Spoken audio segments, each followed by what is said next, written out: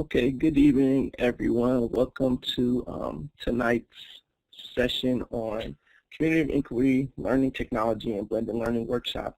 My name is Ishmael McKinney. Today is February 4th, 2017. Class started today at 8 p.m. I want everyone to take the time to turn off and block out all distractions. This goes for those who will be watching the video later. I know it's pretty easy to kind of try to listen to this and do something else at the same time, but I really need you guys to focus to make sure that you get everything I need you guys to get from the lesson today. So I'm going to do a quality check. If you can hear me, go ahead and give me a green check.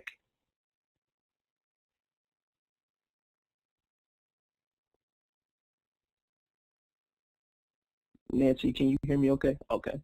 And if you can see the red circle for record up in the top right corner, can you give me a green check also?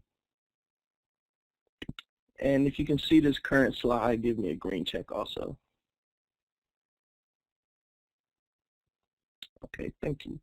And for those who are watching this later, I'll have an alternate assignment for you as we get along. You'll see that as well.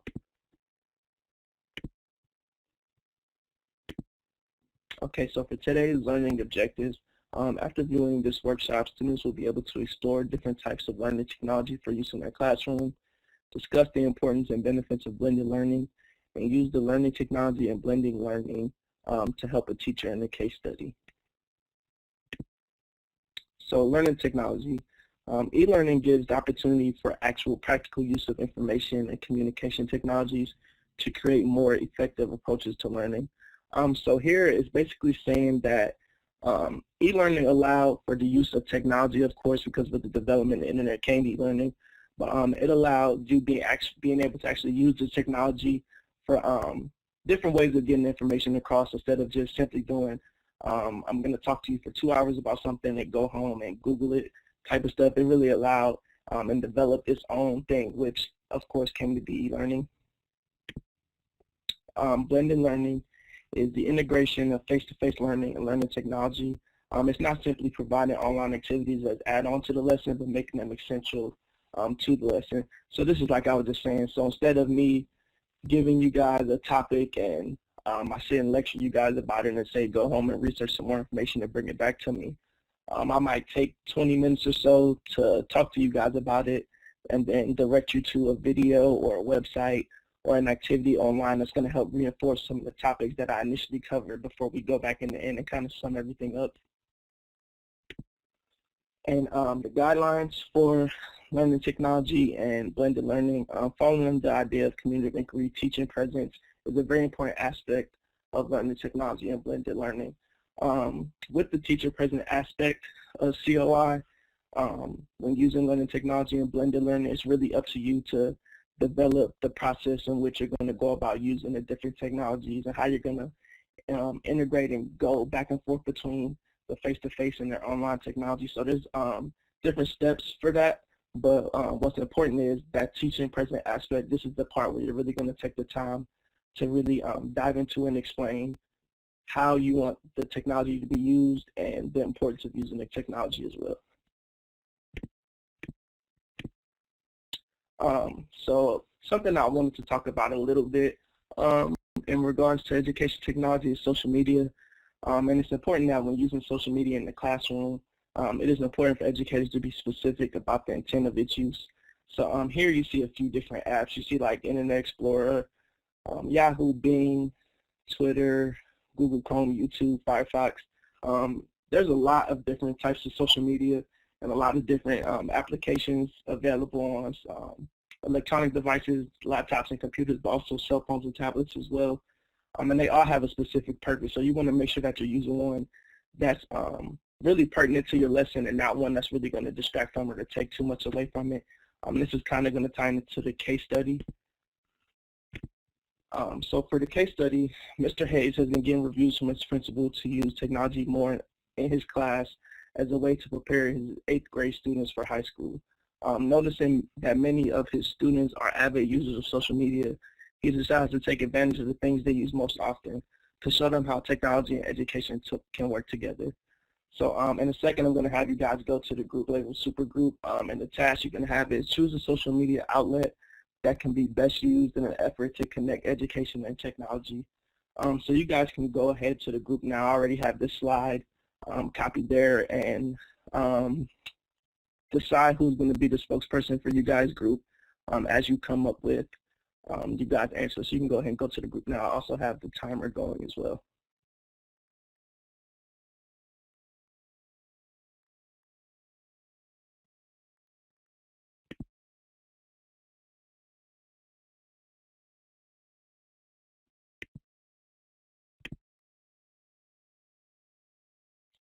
I can't seem to get into the super group. Ishmael, can you move me?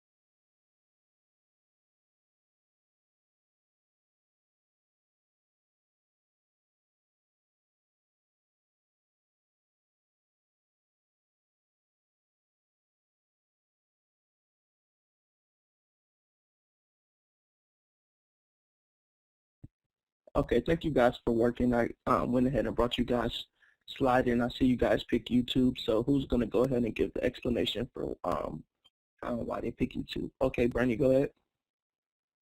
Okay, after some discussion, we batted around some of the more, popular social media platforms, such as Facebook and Twitter, and we came up with YouTube, not knowing I mean, this could be used in a variety of different settings, but YouTube gives you the ability to post videos that can be reviewed. You can also go ahead and have comments enabled to where they can actually comment right within YouTube, or they can take whatever they watch on YouTube and apply it within a discussion board or even a paper. And you can also, with YouTube, you can make the settings private or unlisted to where they stay within your group settings. And that gives a little bit better, way of understanding, who's actually watching it and what they're getting connected to. Okay, thank you. Yeah, that's a very important thing, the control aspect of it. You want whatever type of technology, especially with social media, that you have your students use. You want to make sure that there's some aspect of control so that you can make sure that the students are really staying on task, because it's a very easy thing to be sitting there on YouTube watching one video and end up watching music videos or things from the news earlier that day. So it's very important for keeping your students on task. Just as a quick reflection, the internet has allowed education and community to be as close as the press of a button. When used proper, the internet can really be a great place to both learn and enhance learning. As I said before, it's important that when you're using technology in the classroom, you're not just using it to say that you did it. You want the students and sometimes even yourself to take away from it. Something I'm learning working with high school students, they're very avid users of a lot of the different programs that we use.